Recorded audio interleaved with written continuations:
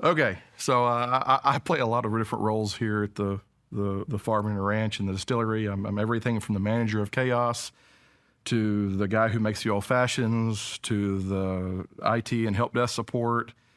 You name it, I do it at any time whenever I have to.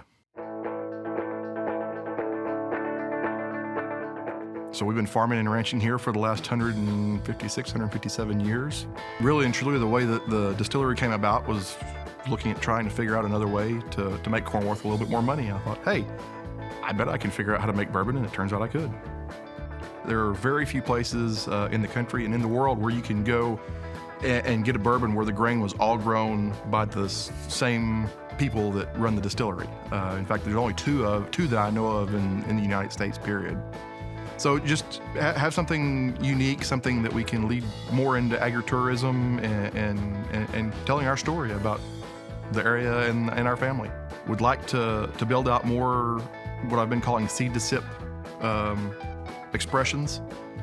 So right now we have our white whiskey, which we grew the corn, wheat, and oats that makes up that white whiskey. It's the same base that our first two bourbons will be as well.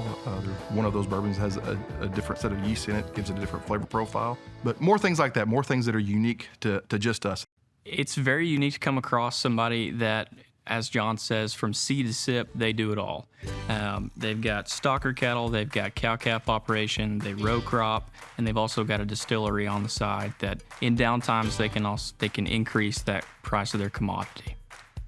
So I'd say it's paramount that especially anybody in production ag works with somebody who understands how production ag work. All of our money comes in at certain times of the year. You know, we're in a negative cash flow maybe 10 months out of the year, and every bit of income we see comes in maybe 2 other months out of the year. So it's a big deal that you have a working relationship with whoever you're using for your production credit. It's invaluable.